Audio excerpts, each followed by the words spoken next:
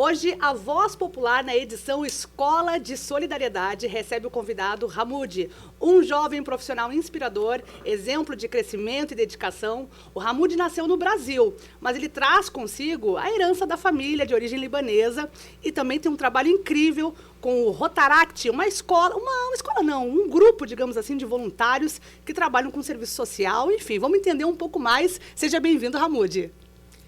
Muito obrigado, é um grande prazer aqui poder falar da minha vida pessoal também e do Rotaract Clube, que Falei eu certo, presido. Rotaract Clube. Isso, perfeito. E principalmente aqui na Voz Popular, para todo o povo de Gravataí e região. Então é uma grande honra estar aqui. Vamos te conhecer um pouco primeiro. Tu tens 30 anos, né? Tu mencionou aqui nos bastidores, né? Tá com o pezinho ali, já que é dos 18 aos 30 esse projeto, né? Do Rotaract, né? Isso, perfeito. O Rotaract é um grupo de jovens, né? Dos 18 aos 30 anos. E a partir dos 18, então, o pessoal pode estar participando desse grupo que basicamente faz ações sociais e crescimento tanto como associado como com a sociedade. Tá, antes da gente entender, né, um pouco o Rotaract, vamos conhecer o Hamoud, né? Hamoud, tu mora aqui em Gravataí? Isso, perfeito. Eu moro aqui em Gravataí fazem 20 anos já. Eu vim de São Paulo e sou descendente, como você já mencionou, da libanês. O meu avô nasceu no Líbano. E aí ele veio para o Brasil e eu já nasci aqui no Brasil, então. Nós estávamos conversando aqui no Bastidores, né, sobre a cultura libanesa e sobre a preservação na tua família da cultura, principalmente da culinária, né, que é a parte gostosa, mas também a questão religiosa, a questão das músicas. Eu queria que tu contasse um pouco para nós, porque é um universo muito diferente da cultura brasileira. E contasse um pouquinho da história. Tu falaste que teus avós que vieram para cá, né, vieram refugiados para cá. Uhum. E como é que é essa ligação que tu tem com a cultura libanesa? E conta um pouquinho para nós sobre isso. Sim, perfeito. O meu avô nasceu lá no Líbano, em Sultan Yaqub, mais especificamente. E aí, devido a questões políticas ou guerras, perseguição, entre outros, ele acabou decidindo vir para o Brasil. E a partir de então, ele foi para São Paulo. Meu pai, então, já nasceu aqui no Brasil, mas foi para o Líbano com 8 anos e morou lá até os 12 anos, para conhecer a cultura, a religião, o idioma. E quando ele retornou, né, ele mantém enraizado tanto a questão da culinária, quanto as músicas, a religião também, nós respeitamos todas as religiões. O meu avô é muçulmano e basicamente é isso sobre a minha cultura. E eu fico muito contente, né, de ter enraizado ainda essa cultura, o idioma. Eu pratico um pouquinho, mas é bem complicado, né? E as músicas, a culinária, principalmente. Hamoud, tu falaste para mim que a primeira pessoa que assinou a tua carteira com 14 anos está aqui do meu lado. Esse cara aqui, ó. E tu vem do chão de fábrica, né? Teu primeiro trabalho foi operando máquinas e aí tu foi adquirindo essa experiência, se interessou, foi estudando, virou jovem aprendiz, depois até virar engenheiro e toda essa função vindo do chão de fábrica e provavelmente tu adquiriu muito conhecimento ali e vendo a realidade do trabalhador também. E o que te estimulou também a estudar e a buscar o conhecimento, porque a gente sabe que hoje em dia cada vez mais fica mais difícil, né? A gente se focar, dedicar, o salário e tudo mais. Conta essa trajetória para nós, o que te inspirou a ir em busca do conhecimento, a seguir essa jornada aí da automação também. Uhum, sim, perfeito. Bom, tudo começou lá quando eu tinha entre 13 e 14 anos, quando meu pai me pediu um prego e eu dei o inverso para ele. Eu dei um parafuso. Aí ele, puxa vida, tem que aprender da mecânica da vida e tudo mais. Aí ele, com 14 anos você vai poder escolher, tem cursos do Senai, né, de aprendizagem, tem mecânica, elétrica, com carteira assinada, olha aí que legal. Aí eu me interessei, eu gosto bastante de carro, então eu me interessei por mecânica. Aí comecei a fazer o curso, né? Tive a honra de ter a carteira assinada com 14 anos como aprendiz, jovem aprendiz ali. Na GM. Com Valcir, exatamente, lá na GM. E aí eu cursava o curso, então, de mecânica de manutenção industrial. O Senai aqui de Gravataí. Aprendeu a diferenciar o parafuso do prego. Exatamente. Eu pensei que ia me deparar com carros lá, mas na verdade era mecânica de manutenção industrial, onde eu operava, como no chão de fábrica, máquinas industriais, torno, fresadora, entre outros. Desenvolvi projetos como uma mini esteira didático, mas eu sentia que ainda faltava um movimento ali para aquele meu projeto. Daí eu decidi fazer técnico em mecatrônica e seguir nesse ramo da engenharia, da automação, e fui galgando novos voos. Participei da maior competição mundial de robótica, a First Robotics Competition nos Estados Unidos. Fui em 2011, desenvolveu um projeto. Isso, eu e uma equipe fizemos um robô que tem em torno de 1,5 m por 1,5 m, enviamos para os Estados Unidos e fomos lá competir. Então, e o que esse robô fazia? Qual era a função dele? Assim? Todo ano é enviado, né? Na primeira semana de janeiro, um vídeo para todo mundo, todos os participantes, para daí então saber como vai ser o jogo, as regras, e a partir daí desenvolver em 6 semanas um robô, enviar para os Estados Unidos e depois ir a equipe para lá jogar esse jogo. Todo ano tem um jogo diferente. Ô Ramudi, nesse tempo tu ainda estava no Projeto Foco, no nosso projeto lá, né? Sim, eu mantinha ainda, fazia o curso de aprendizagem e concomitante participava dessa competição lá nos Estados Unidos. E justiça seja feita, naquele tempo foi o Décio Becker, que ainda estava na Carlos Becker, antes dele se aposentar, foi quem pagou as despesas de vocês. Eu me lembro bem disso. E foi um prazer para nós isso, porque foi 6.000 pessoas que nós assinamos a carteira através do Projeto Foco com a GM. Que pena que não existe mais, mas nós estamos conversando com a direção da GM para pensar uma nova escola para a gurizada, só que agora temos que pensar outra ênfase, que é a inteligência artificial. Certo. Mas tudo bem, eu só fiz essa intervenção para mostrar que é um prazer para nós, de alguém que começou lá no projeto com os sindicatos metalúrgicos, se formou engenheiro e daí já veio na carreira do pai, o Munir, que está de canto aqui, que é um ótimo advogado. E tu também já veio nessa carreira aí. Então, se formos presos, já temos quem nos defenda, né, tia? Sim, estamos aqui. O Valcir comentou algo sobre a inteligência artificial, até ia mencionar, porque eu li recentemente uma matéria que a China já desenvolveu robôs domésticos e que tem previsão para vir para o Brasil. Te assusta esse avanço da tecnologia? Tu acha que o ser humano vai acabar sendo substituído? Qual é o futuro do trabalho, né? Porque a gente vê a geração nova chegando agora, a geração Z, que está muito imersa na tecnologia, mas gera essa preocupação, né, Valcir, do futuro do trabalho. Como é que a gente imagina que vai ser esse futuro? Se isso te assusta? Eu confesso que me assusta. Apesar de eu achar interessante, eu fico assustada. E eu queria saber um pouco de ti, Ramudi. Sim, perfeito. Eu estudei boa parte da engenharia de controle e automação. Fiz técnico em mecatrônica, então eu gosto bastante, eu me familiarizo com a inteligência artificial e acredito que venha para somar, não para substituir. É bom vir ferramentas que facilitem a nossa vida. Fazendo um adendo ao robô doméstico, eu pude desenvolver um projeto também lá no Senai, que foi a Sara, a selecionadora automatizada de remédios, e a sua enfermeira em casa.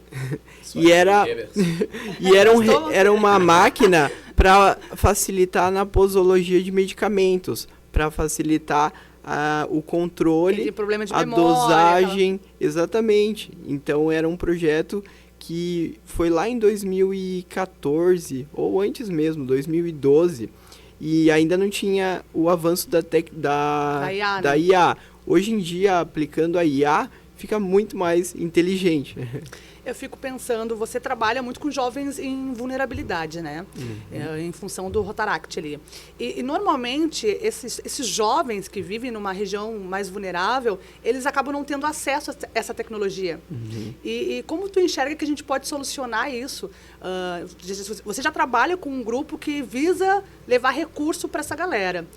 Como que a gente pode fazer para que essa galera, né, que vive à margem ali, consiga também crescer junto com a tecnologia, porque a tendência é que cada vez mais eles fiquem à margem. Como é que a gente pode andar junto, trazer essa galera também, ou enfim, o que tu imagina assim de... Perfeito. Nosso clube, ele tem diversas profissões, né? Tem na parte da engenharia, do direito, tem da odontologia. São serviços? Isso. E nós desenvolvemos projetos em todas as frentes. Então, a gente busca entender a sociedade, qual a necessidade deles. A educação e saúde bucal. Então, nós desenvolvemos um projeto que atendemos uma escola aqui na cidade de Gravataí, Escola Fátima, e atendemos 300 crianças. Também fizemos parcerias e conseguimos doação de 300 pastas de dente para fazer kits de saúde bucal, e depois de ministrar e passar todo o conhecimento sobre a saúde bucal, nós distribuímos esse kit. Então é um exemplo de um dos projetos, que é a Fada do Dente, o nome desse projeto, que nós disseminamos o conhecimento, a educação sobre saúde bucal, e também pudemos distribuir kits. Mas temos outros projetos, inúmeros projetos na área também de educação, da tecnologia. Nós estamos desenvolvendo um projeto para levar para escolas públicas aqui de Gravataí conhecimento, porque o jovem sai às vezes da escola sem um rumo, e às vezes não tem em casa alguém para um direcionamento. Então, a gente vai ministrar mini cursos, assim, oficinas para elaboração de currículo profissional e basicamente isso, passar o conhecimento e mostrar que tem um futuro brilhante pela frente. Entende? Eu sempre penso, né, quando a gente é criança, a gente ouve muito aquela pergunta: o que tu quer ser quando crescer? E quando a gente é criança, a gente sempre responde com uma fantasia, né? Ou com sonho, com coragem ali do que a gente quer ser. Mas aí vem a vida, né? E meio que parece que o nosso sonho vai sendo engavetado ali. E a escola, justamente, deveria ter um pouco dessa função, né? De te dar um norte profissionalmente, né? Eu venho de escola pública e eu não tive esse direcionamento na escola pública. Eu fui realmente sair da escola pública perdida, não tinha noção, assim, gente, o que eu vou fazer? Né, eu tinha minha vocação, minha vontade ali na comunicação, na arte, mas eu não tinha direcionamento, e com o tempo ali, com projetos sociais, muito importante. Na minha época tinha uma associação lá onde eu morava, ainda existe a associação, a Secovale, na Morada do Vale, então eu tive acesso por meio da associação. Então é bem importante esses trabalhos, não é à toa que é a Escola de Solidariedade, o nome desse programa, né, Valcir? Exatamente. E, Valcir, queria que tu também participasse, fizesse uma pergunta, tu que fez parte da trajetória, conheceu ele garoto. Introduza também uma pergunta aí para o nosso Hamoud. Bom, o Hamoud eu conheço desde gurizinho, sempre junto com o Munir, né? E o carinho entre essa família é muito grande. Só que eu já convidei o Munir para nós fazermos um churrasco lá em casa, e ele está fazendo desfeita. Eu tenho um porquinho lá, estou pensando em carnear para nós. É que tu fez. Comermos uma tu carne. quer assar justo um porco? Puxa vida. Justo um porco aí. Diz que poder. Jesus mandou o Satanás para aqueles porcos lá daquela vez. Agora tu pode comer. Não tem problema nenhum. Ô, homenzinho difícil de tratar, tia. É um prazer estarmos aqui com o Hamoud. Conheço o Hamoud desde criança, então isso é muito importante para nós. E ele participou daquele projeto nosso lá, do Projeto Foco, na época, e hoje está reproduzindo muita coisa nessa questão solidária, o que é muito importante, a gente fica muito feliz com isso. Mas a minha pergunta para ti, Hamoud, é muito importante a inteligência artificial, mas o que a gente espera da juventude para o futuro? Porque hoje a velhice já não tem amparo. E qual é o futuro da juventude com isso? Eu gostaria que tu respondesse, porque muita gente está perdido com isso. Tu é engenheiro, tu é advogado. Eu nem vou falar em oportunidade, porque talvez as tuas oportunidades não fossem tão grandes assim, mas a força de vontade e a dedicação. O que tu espera disso para o futuro? Só isso. Perfeito. Fico bem lisonjeado pelas palavras, né? E o que eu espero, justamente, aproveitando o gancho, é a força de vontade dos jovens, pois isso é o que é o basilar ali. Você tendo proatividade, força de vontade de aprender, buscar informação. A informação hoje em dia na internet e com a inteligência artificial também está muito mais acessível, entende? E mesmo que as pessoas não tenham oportunidade, nós, novamente, como Rotaract, tentamos levar para a sociedade, para os jovens principalmente, justamente o conhecimento, porque o conhecimento faz com que desperte, né, além da curiosidade, faz com que a pessoa se desenvolva, cresça e assim por diante. Basicamente é isso. Como é que tu conheceu o clube, o Rotaract? Como é que é a tua ligação com o clube? Conta pra nós um pouco. Perfeito. Eu fui convidado por o Cadu, que na época era presidente, em 2020, meados de 2020, um pouco antes da pandemia. E aí ele me chamou para o clube, apresentou que seria um clube de voluntariado para causas sociais e também para crescimento próprio, pois nós temos lá dinâmicas de oratória, entre outras dinâmicas, e na qual somos protagonistas, disseminamos o conhecimento e isso me despertou muito interesse. E desde então eu estou no clube, no Rotaract Clube, desde 2020, em janeiro fazem 6 anos. E tem algum projeto assim que te marcou muito? Assim, qual foi o projeto que mais te marcou? Certo. Olha, é difícil essa pergunta, pois temos inúmeros projetos, né? Eu vou falar alguns aqui que me marca bastante, que é o Sábado Solidário. Nós, no primeiro sábado de cada mês, ficamos das 9 da manhã até as 5 da tarde no mercado, arrecadando os alimentos que vão para o banco de alimentos. E daí ficamos com crédito. O Rotaract tem um crédito ali com o banco de alimentos e quando temos ações sociais que envolvam o alimento, nós buscamos o nosso crédito. Porque essa é a base, né? E desenvolvemos cestas básicas para entregar para pessoas em situação de vulnerabilidade, ou também ações com crianças também. A gente fez no último final de semana, atendemos 165 crianças numa escola na Morada do Vale 3. Então são inúmeras ações que nos movem e nós ficamos muito contentes, né, em desenvolver essas atividades. Dos alimentos, né, a gente pensa assim, é muito difícil para quem vem na comunidade pensar em conhecimento quando a base ali, né, que é o alimento, que é o sustento, a pessoa não tem. Então, você não consegue pensar em mais nada, se essa tua base ali, que é moradia, né, o que a cidadania deveria, de fato, lhe garantir, né, que é o alimento, que é um lugar para morar, não passar frio, não passar fome. E aí, essa é a base, né? Penso eu que quando você consegue ter um prato de comida, não sente fome, você consegue pensar em outras coisas. Então, parabéns aí pela iniciativa. Obrigado, sem dúvida. E só aproveitando o gancho, além da questão da alimentação, a gente tenta levar sempre o conhecimento para a comunidade de como ter acesso, né, a cestas básicas, às vezes até pelo próprio banco de alimentos. Então, olha, a gente indica para a comunidade se inscrever no CRAS da sua comunidade, do seu bairro, para poder acessar esses benefícios. O que tu diria que aprendeu sobre liderança e trabalho fazendo esse movimento junto com o Rotaract, sendo uma frente, né? Porque você está lá à frente com a oratória. O que você aprendeu sobre liderança? Sem dúvida. É um crescimento contínuo, né? Lidar com pessoas, você sempre aprende.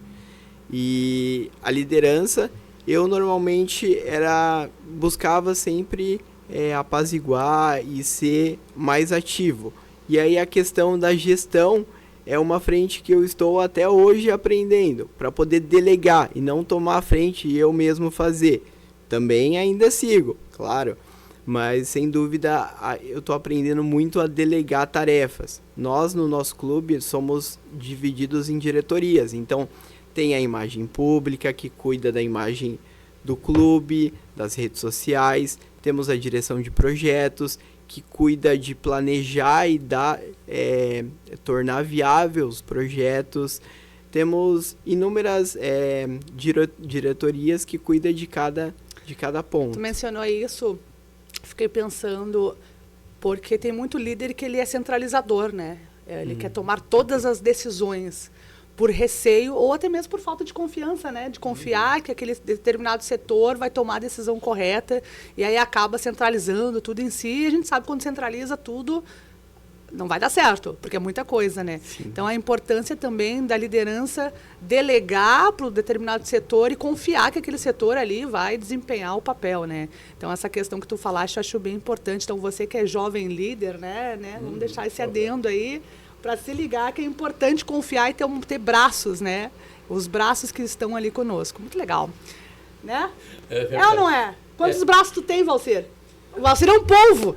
Olha, eu pela minha origem, eu venho da reserva indígena de Nonoai, então eu tenho um ponto de vista assim, que se tu não estiver empenhado, não tiver coragem, não tiver ação, a coisa fica difícil. Que bom que o Ramude pode fazer isso. Mas em alguns lugares tu consegue, em outros não. Olha a política, o que está acontecendo com a política. De repente vai largando à vontade e quando vê, perdeu o freio da coisa. Mas eu acho que é esse ponto aí que o Ramude está falando, vem bem por aí. Até porque se tu for fazer uma análise, o Cristóvão Boar, que sempre falou, que quantos prêmios Nobel da Paz, Nobel de Saúde, Nobel de Química, Nobel não sei do que lá, se perde todos os anos porque as pessoas não têm o que comer, não tem da onde sair, por exemplo. Então, a caminhada é diferente para cada um, é importante analisar. Eu fico, assim, feliz, contente por ver um jovem igual o Ramude fazendo esse tipo de trabalho. Mas que a coisa está muito difícil, hoje está. Não é fácil, mas no meu ponto de vista é isso aí, tu tem que delegar funções, mas às vezes tu mesmo tem que colocar a mão, porque senão o troço não anda. Certo, certo. Ô Ramude, tu é formado em engenharia e também em direito ou você cursa direito? Não, eu sou formado em direito e sou advogado, no caso, pós-graduado em trabalhista e também previdenciário. Previdenciário justamente atua naquela área dos benefícios assistenciais, a aposentadoria, pois muita gente implementa o direito à aposentadoria, mas não é simplesmente automático. Então, deve fazer o requerimento e muita gente não sabe dos benefícios assistenciais que tem direito e muita gente necessita. Então eu tento levar o máximo de justamente conhecimento em todas as áreas, seja de tecnologia ou também como no direito. E o que te inspirou foi o pai que te inspirou o direito? Porque são áreas distintas, assim, né? Exato. Todo mundo pergunta, nossa, qual você gosta mais, direito ou engenharia, exatas ou humanas? Seres humanos ou máquinas? Mas justamente, eu gosto dos dois, igualmente. E o meu pai me inspirou, antes dos 14 anos de eu ingressar na parte da engenharia, eu já era um mini advogado que atuava em causas próprias. Ali com já te autodefendido? Isso, com 12 anos, segundo o ECA, eu já sou adolescente. Tu já lia o Estatuto do Adolescente e usava, andava debaixo do braço. Exato, segundo o artigo 18 do ECA, você não pode me expor atos vexatórios, não pode falar para meus amigos que eu tô de castigo. Segundo o artigo tal, é cárcere privado, tem que me liberar do castigo. Olha aí. Então eu era um mini advogado, já atuando em causa própria, né? Antes de ingressar na área do direito, da engenharia. E então eu tinha todo o apoio ali do meu pai, um excelente advogado, é um espelho, um professor, Dr. Munir Arabi, né? Basicamente é isso que me inspirou a alçar voo no direito. Obviamente que não é o seu caso, né? Mas a gente sabe que tem muito jovem adolescente que nem sabe que existe um estatuto do adolescente. Nem sabe, né? E isso que tu falaste é tão importante, né? A gente até vai pedir para fazer um corte disso depois, para que os jovens aí, né? Um corte para a gente publicar. Para que os jovens saibam dos seus direitos. Porque a gente sabe que tem muito jovem que passa por situações dentro da própria família de agressão, de abuso, e não sabe para onde recorrer. Pedrito, me dá uma parte aqui. Por favor.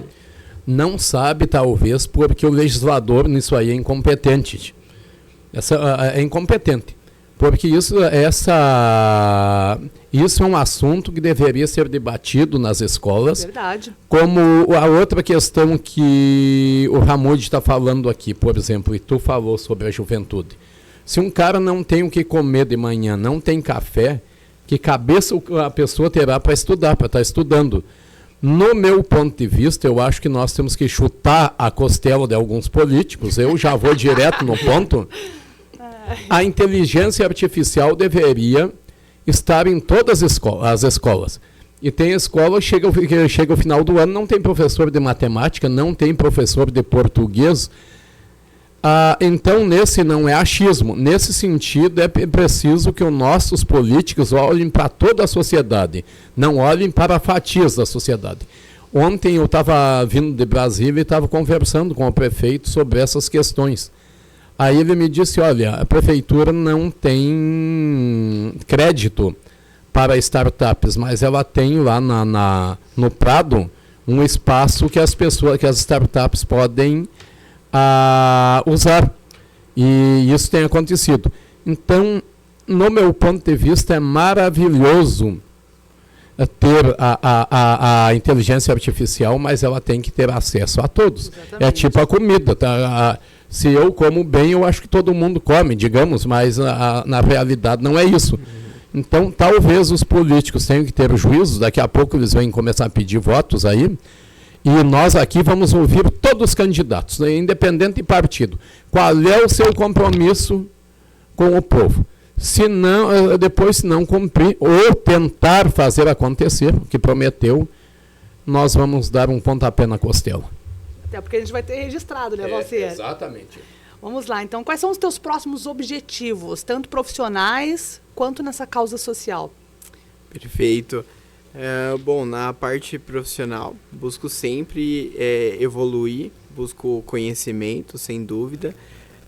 Eu estou me especializando na área da engenharia, segurança do trabalho, que eu acho extremamente importante, né? Sem dúvida, tanto a saúde, a segurança, a alimentação, tudo isso tem dados de hoje suma de importância. acidentes que acontecem? Não, eu não trouxe nenhum dado.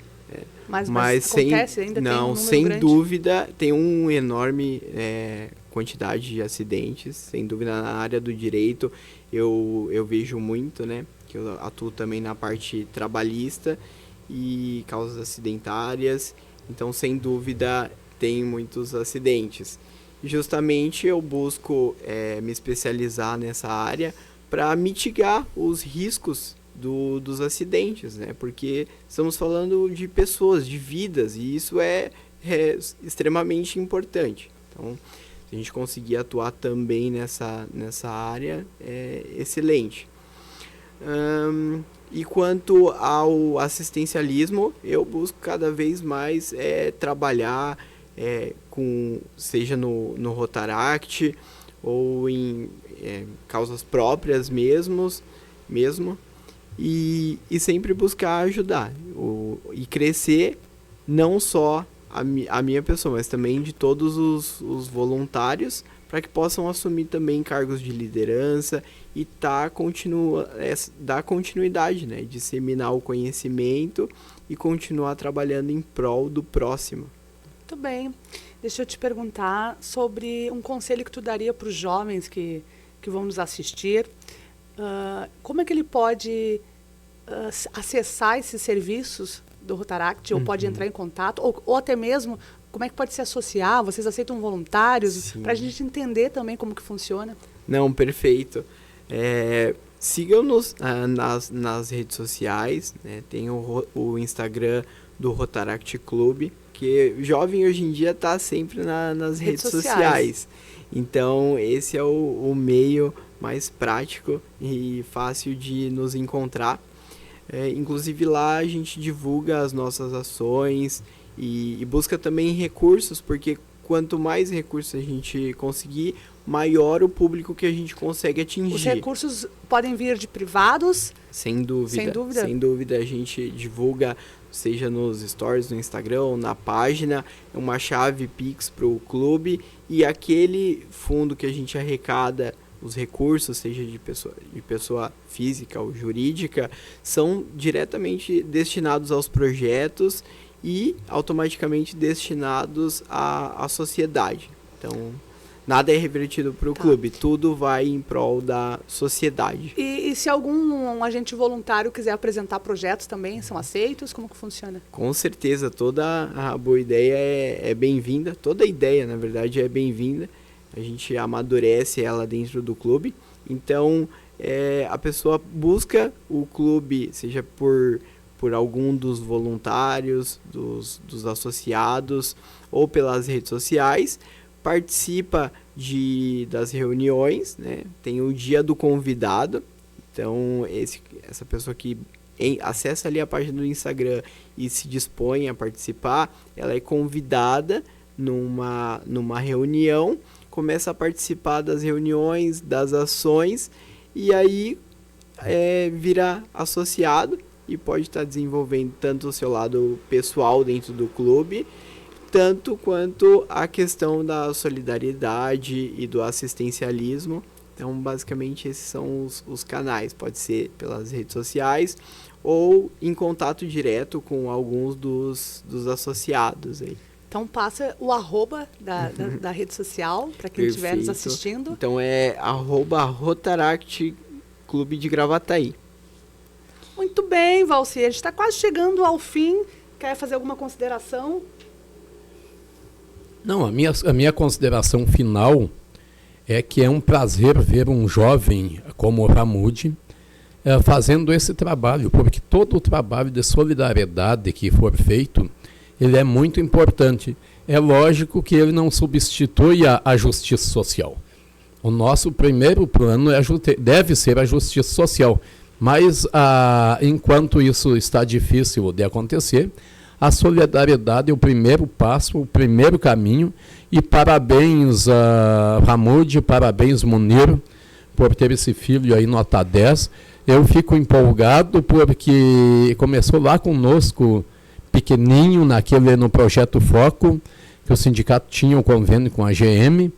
E daquele povo tem gente que é professor de inglês, tem outros que seguiram o caminho, tem outros que não seguiram na mesma batida de vocês, mas estão por aí e tem essa referência.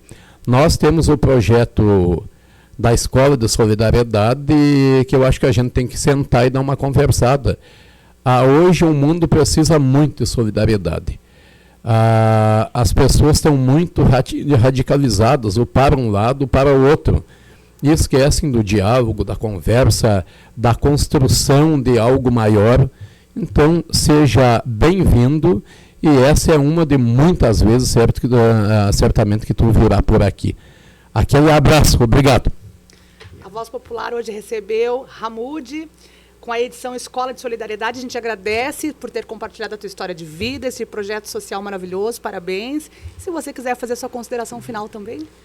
Muito obrigado, Pedrita. Obrigado, Valcir. Eu fico imensamente lisonjeado por estar aqui, poder dividir um pouco da minha vida pessoal e também do Rotaract Clube de Gravataí, um clube tão amado aí de assistencialismo, voluntariado que eu presido. E basicamente é isso. Eu fico lisonjeado e de portas abertas para ser chamado aí novamente, para poder dividir mais ações sociais, projetos, entre outros assuntos jurídicos ou profissionais. A gente tem que marcar só para falar sobre o jurídico, né? Ah, vamos, sobre as causas, claro. as causas trabalhistas. Exatamente. Palmas para o Ramon. A edição da Voz Popular vai ficando por aqui. Compartilhe com os seus amigos. Se não gostou, compartilhe com os inimigos daí, né? Correto. Mas não deixe de compartilhar. A gente volta. Tchau, tchau.